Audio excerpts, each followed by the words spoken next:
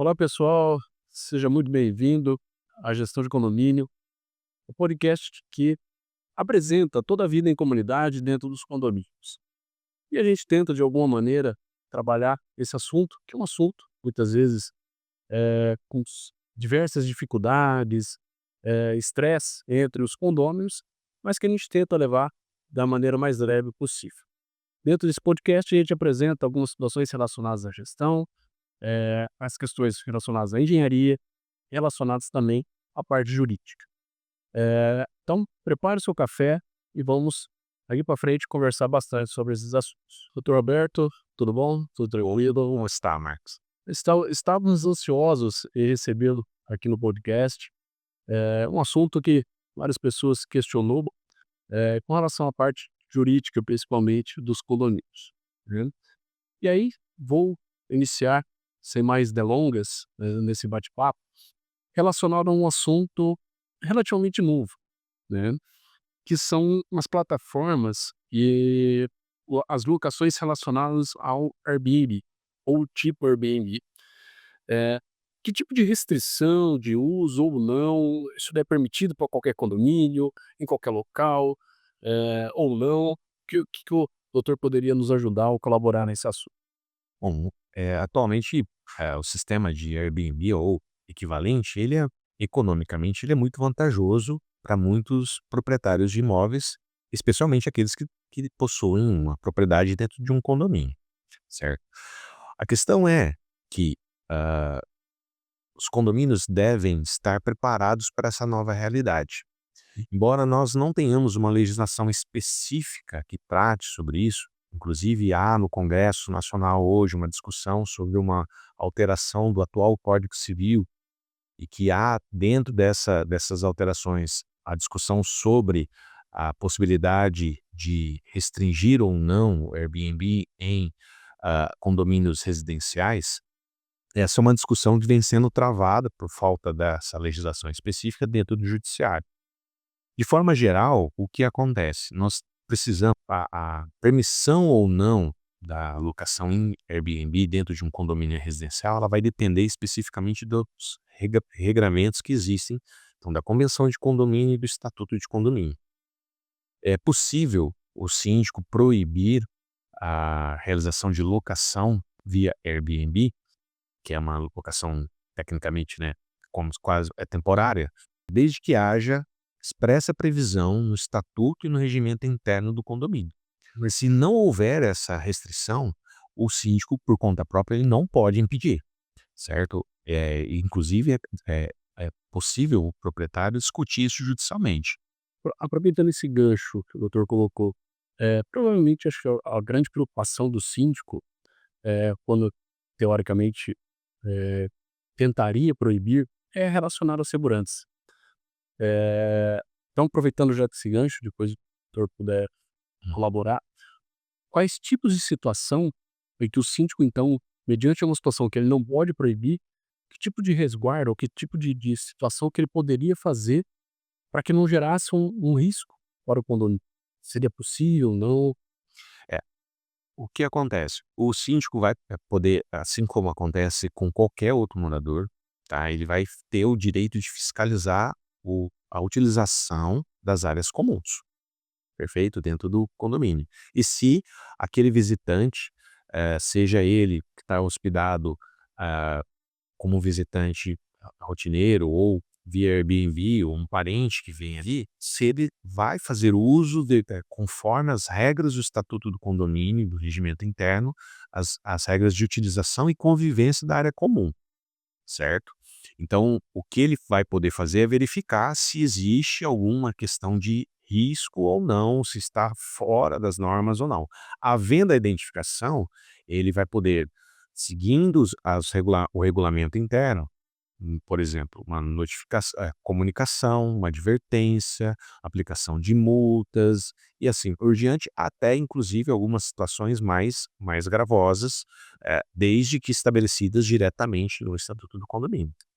Nesse caso específico, a multa não vai direto para o proprietário. Perfeito, exatamente. É porque assim, sempre que a gente disser aqui, ainda que haja uma utilização, um empréstimo, uma cessão, como acontece com o Airbnb, uma locação, vamos por assim, eh, qualquer irregularidade que aconteça, qualquer distúrbio da normalidade, a comunicação ela é feita diretamente ao proprietário. A mesma coisa acontece, por exemplo, eu vou usar aqui uma locação normal. Vamos imaginar que eu tenho um apartamento, eu estou alugando para a sua família. Lá para um contrato, a gente faz um contrato de 12, 24, 36 meses, né, independentemente do período, da periodicidade.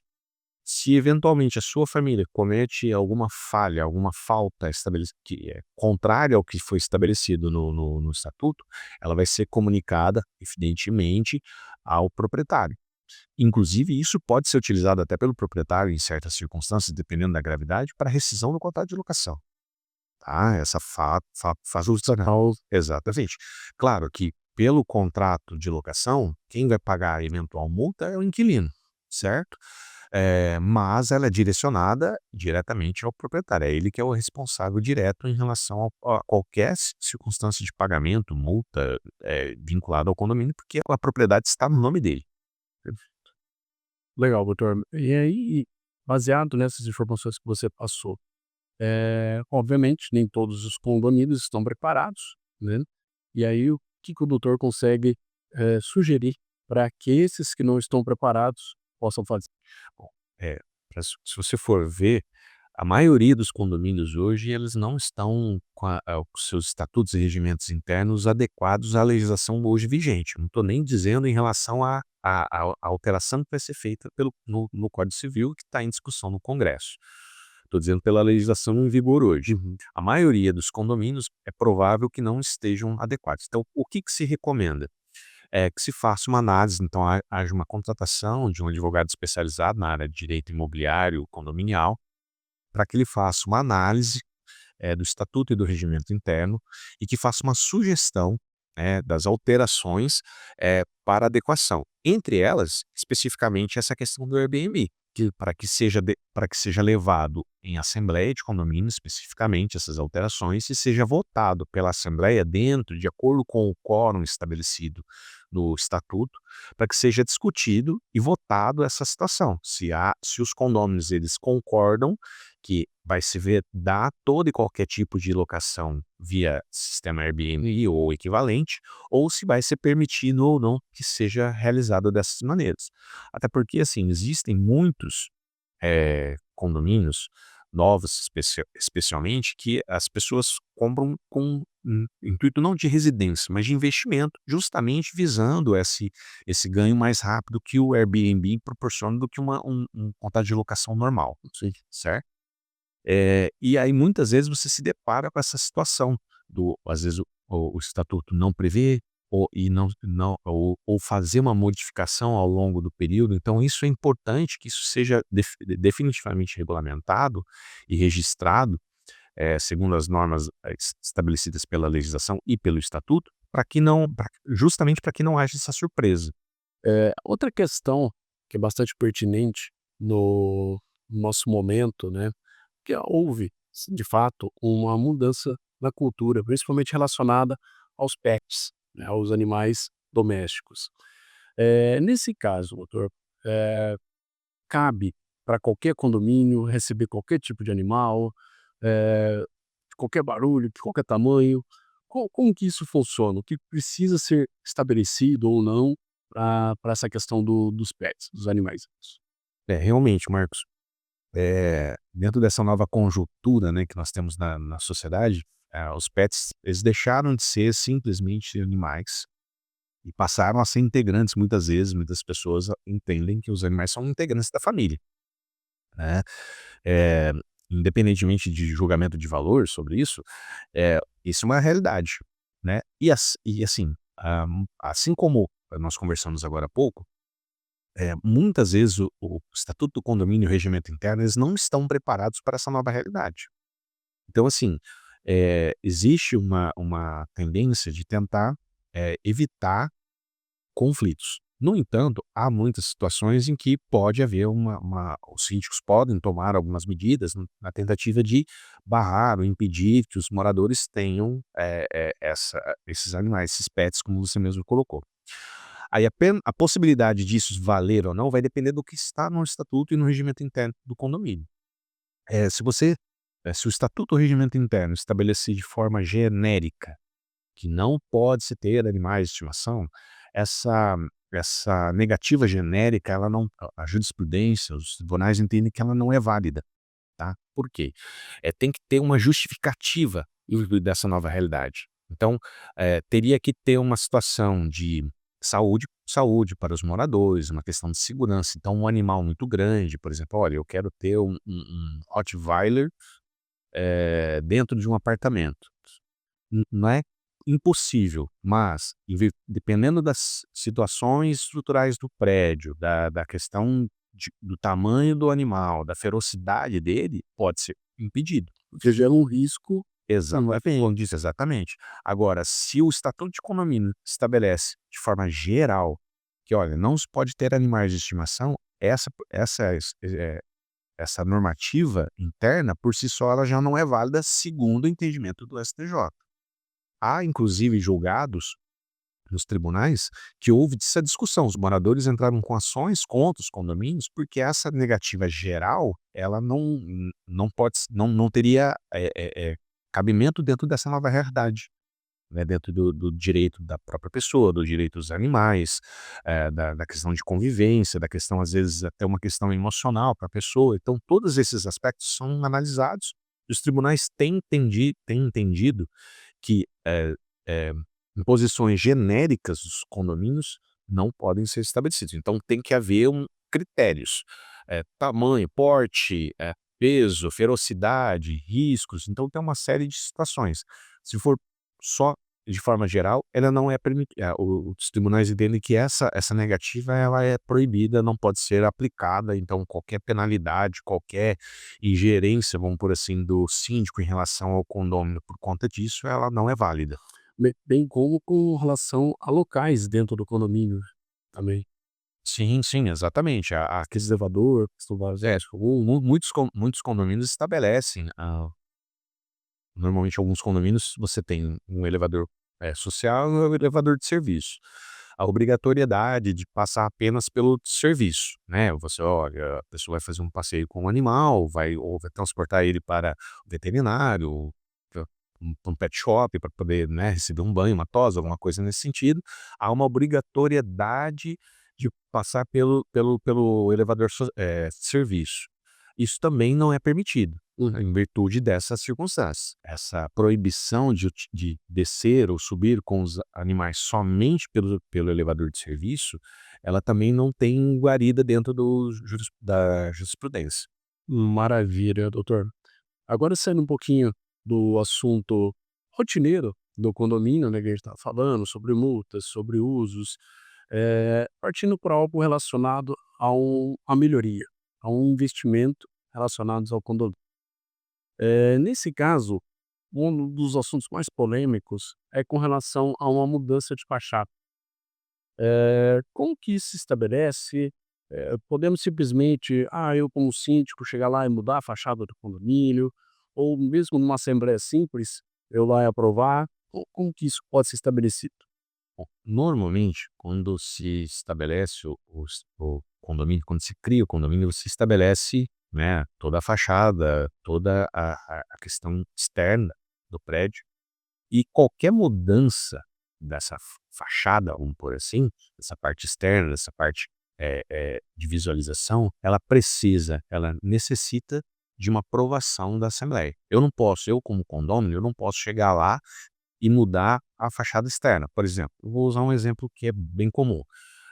Você tem, o seu prédio, você tem o seu condomínio, você tem aquelas, prédios antigos têm aquelas caixas de ar-condicionado, tudo, tá, eu vou chegar lá, eu vou instalar um ar-condicionado novo, você sabe que o sistema do ar-condicionado novo, ele split, ele é totalmente diferente daquele do ar-condicionado, antigo, que era normalmente utilizado nesses prédios. Eu não posso chegar lá e cortar aquela caixa, externa e para colocar o ar-condicionado split, tá. Isso tem que passar por uma aprovação da assembleia. Se eu fizer isso, eu estou descumprindo os regulamentos, eu posso ser penalizado, além de ser obrigado a indenizar o condomínio para que seja refeita aquela situação. Então eu não posso fazer nenhuma mudança estética na parte externa, não é porque eu moro no meu apartamento do prédio que eu posso fazer qualquer mudança, ela tem que estar devidamente autorizada. E aí como que nós fazemos essas autorizações? Nós temos que pegar o estatuto e ver qual é o quórum mínimo necessário para se votar essas mudanças. Então, por exemplo, vamos imaginar uma pintura, ó, o prédio está pintado de verde. Ah, poxa, hoje não casa mais, não é uma cor propícia, nós vamos pintar ele numa cor azul claro, por exemplo. Eh, Poxa, o síndico pode ir lá e mandar fazer? Não, ele tem que colocar isso em aprovação. Falar: "Olha, normalmente são 2/3 dos votos necessários, então ele vai fazer uma chamada de estatuto, conforme o estatuto, chamada de uma assembleia, vai colocar em votação essa discussão, vai justificar por que que está colocando, até porque tem essa questão financeira muitas vezes, mas obtendo a aprovação do quórum mínimo estabelecido, aí sim ele pode fazer, entendeu? Uma outra situação que é muito comum: eu quero colocar aqueles vidros blindex fechando a sacada. É possível? Em, em teoria, sim. Por quê? Porque o blindex, ele de certa forma, ele não modifica, tá, a visualização do que está lá. Então existe essa discussão. Há quem defenda que não pode, quem é legalista ao extremo vai dizer que não, porque muda a fachada. Mas há uma discussão dentro do judiciário de que como não, você pode ver toda a sacada, por ser um vidro, claro, transparente, e eu não tô dizendo um vidro com algum tipo de proteção, alguma coisa assim, desde que evidentemente não haja nenhuma regulamentação, aí é permitido, certo? Agora, a minha sacada, aconteceu isso num caso que nós acompanhamos. O cliente, a sacada era a parte interna da sacada, tá? A parte interna da sacada que fica dentro do apartamento. Ela tinha uma determinada cor, a pessoa resolveu pintar de outra cor. Isso daí não é permitido, porque a sacada ela é visualizada. Então mesmo ela estando dentro do apartamento, ela integra a parte externa. Então ela faz parte da visualização externa de quem vê. Então, por conta disso, ele não poderia modificar. Então essa é uma discussão, cabível, aplicação da, como eu disse, de multa e até a possibilidade de obrigar, né, com certeza, a restaurar como estava antes, ao custo exclusivo daquele condomínio. Aproveitando do que o doutor colocou com relação à parte do ar-condicionado, usando esse exemplo, a gente vê, em alguns condomínios a exigência, né, no caso da caixa, mas a gente sabe que alguns equipamentos, nem todos, né, no caso, por exemplo, dos splits normais, tradicionais, quadradinhos, ele não caberia. E aí, nesse caso, muitas vezes, dentro do condomínio se estabelece que ele precisa utilizar aquela caixinha, e aí a gente meio que delimita o tipo de equipamento. Uhum. Isso é permitido? Isso está dentro de uma previsão legal? Sim, vai seguir essa mesma situação da fachada, porque veja, se ficou estabelecido a utilização daquela caixa, naquela medida, e não foi votada a alteração, o proprietário ele pode utilizar do ar-condicionado, nesse exemplo que você colocou, só que ele vai ter que adquirir um ar-condicionado, seja pelo tamanho, seja pela potência, né, e consequentemente isso também impacta no tamanho do motor, que vai caber naquela caixa. Se eu comprar um ar-condicionado que não cabe, eu não vou poder utilizar. Ou se eu utilizar, eu posso ser obrigado a retirar e arcar com todos os custos para recolocar aquela caixa no estado anterior. Perfeito. Doutor, uma outra questão também colocada para nós é com relação ao síndico profissional, né? A base, inclusive, do nosso podcast. Certo. Eh, Isso cabe para qualquer local, cabe a qualquer momento, como que isso se estabelece? Quais são as regras para se estabelecer a contratação ou não de um síndico profissional? A questão da contratação ou não de um síndico profissional, ela vai depender da vontade da assembleia, então dos condôminos. O que tem que verificar? O estatuto do condomínio, ele vai ter as regras de nomeação do síndico, vice-síndico, conselho fiscal e assim por diante. Para que você seja permitida a contratação de um profissional específico, não morador, tá, porque, né, a gente tem que considerar essa situação que às vezes, né, o próprio administrador de condomínio, um administrador profissional de condomínio vai morar num condomínio, às vezes ele vai se candidatar a ser o síndico daquele edifício, daquele condomínio. Mas se você contratar um terceiro, uma empresa administradora, você vai precisar verificar como está estabelecido no estatuto do condomínio. Se não houver previsão, não é permitido. Então tem que se fazer uma alteração no estatuto para que haja a permissão da contratação de um terceiro, de uma empresa especializada, para que ele assuma o encargo de síndico pelo período estabelecido no estatuto. E evidentemente, a partir daí, você tem que, havendo essa alteração e havendo essa permissão, há que haver uma contratação conforme qualquer outro serviço dentro do condomínio, com a apresentação de propostas, a aceitação pela assembleia, a um contrato escrito, porque muitas vezes até, há alguns profissionais que entendem que o simples fato dele de ter sido escolhido e o nome dele constar na ata de nomeação já seria mais que suficiente. Não necessariamente porque ele está prestando um serviço. Como qualquer prestador de serviço, é importante que o condomínio tenha com ele um contrato específico, estabelecendo as regras, direitos e obrigações para ambas as partes. Inclusive a possibilidade de rescisão do contrato. Porque vamos imaginar que esse síndico profissional venha a descumprir uma regra e que seja possível desconstituir ele como síndico do condomínio.